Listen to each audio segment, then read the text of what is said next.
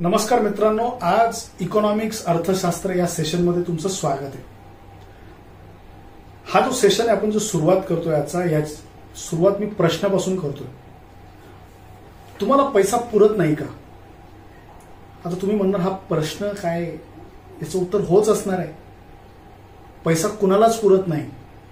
एखादा छोटा गरीब माणूस असो नाहीतर भारतातला उद्योगपती असो, प्रत्येक जण म्हणतं मला अजून पैसा पाहिजे। तुमच्या बाबतीतही तसं खरं आहे का? बरेचशा जणांचं असं ट्रेंड लक्षात येईल की ज्या लोकांना पैसा पुरत नाही किंवा त्यांच्या गरजा जास्त असतात ते लोक काहीतरी साईड बिझनेस करतात। इंग्लिशमध्ये त्याला साईड हसल असं म्हटलं जातं। तुम्ही करता का नाही हा तुमचा प्रश्न आहे, पण मला एक सांगा, आपली इन्कम वाढवायची असेल तर आपण काय करतो?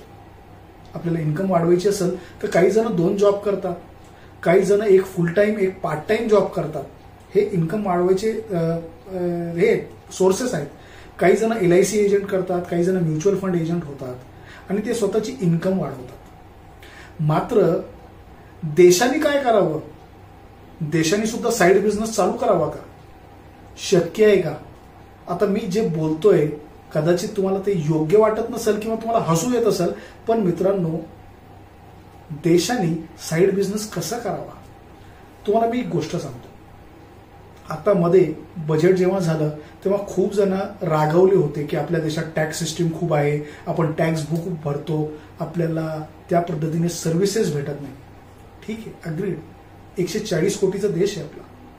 पण मित्रांनो, निर्मला सीतारामन यांनी असं सांगितलेलं आहे की जर आपल्या देशाची इन्कम वाढली तर टॅक्सेशन आपण कमी करू शकतो। आता नक्की इन्कम वाढवायची कशी आहे, ती पण देशाने कशी वाढवायची?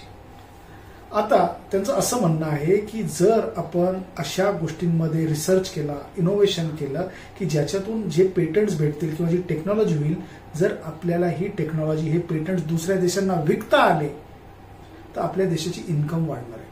आज आपल्याला हे माहिती आहे, आपण आपल्या देशातून एक्सपोर्ट ज्या गोष्टी करतो, नॅचरली आपला एक्सपोर्ट सगळ्यात जास्त सॉफ्टवेअर सर्व्हिसेसचा आहे। त्याच्यातून आपल्याला परकीय जे हे आहे करन्सी भेटते, डॉलर्स भेटतात। त्याच्यामुळे डॉलर्स भेटल्यामुळे सॉफ्टवेअर इंडस्ट्री खूप फ्लरिश झालेली आहे, खूप सारे सिटीज त्याच्यामुळे डेव्हलप झालेले आहेत। पण ही काय एकच संधी आहे का? तर उत्तर आहे नाही, अनेक संधी आहेत। जर आपण ते डेव्हलप केल्या आणि दुसऱ्या देशांना ते विकल्या किंवा ती सर्व्हिस दिली तर ती इन्कम आपल्या देशाला प्रगतीपथावर नेऊन सोडणार आहे। याच्यासाठी काय केलं पाहिजे? याच्यासाठी आपण आपल्या मनुष्यबळामध्ये म्हणजे ह्युमन रिसोर्सेसमध्ये इन्व्हेस्ट केलं पाहिजे। त्यांच्या स्किल्स कॉम्पिटन्सीज वाढवायला पाहिजे, त्यांना स्किल डेव्हलपमेंटचे प्रशिक्षण दिले पाहिजे व हळूहळू करून, मराठीत एक म्हण आहे, जिथं पिकलं जातं तिथं विकलं जात नाही। हे आपले ह्युमन रिसोर्सेस दुसऱ्या देशात पाठवून ती इन्कम जनरेट करून ती इन्कम जर भारतात परत आणली तर आपल्या देशाची प्रगती हे निश्चित होईल। जसं साईड हसल करून तुम्ही तुमची इन्कम वाढवता, जर तुम्ही स्किल सेट्स वाढवले आणि बाहेरच्या देशातून इन्कम भारतात आणली तर आपला देश अजून वेगाने प्रगती होईल। आणि हो, कदाचित असं आपण बनवू शकतो किंवा असं स्वप्न बघू शकतो किंवा अशी इच्छा ठेवू शकतो की टॅक्सेशन स्ट्रक्चर आपलं अजून कमी होईल व कदाचित तुम्हाला कमी टॅक्स द्यावा लागेल। तर आज आपण इथंच थांबूया। व्हिडिओ आवडला असेल तर लाईक करा, शेअर करा, सबस्क्राईब करा व मला कमेंटमध्ये सांगा की तुम्ही साईड हसल करता का, पार्ट टाइम बिझनेस करता का 2 जॉब करता आणि त्याच्यातून तुमची इन्कम किती आहे। आज इथंच थांबूया, परत भेटूया। नमस्कार।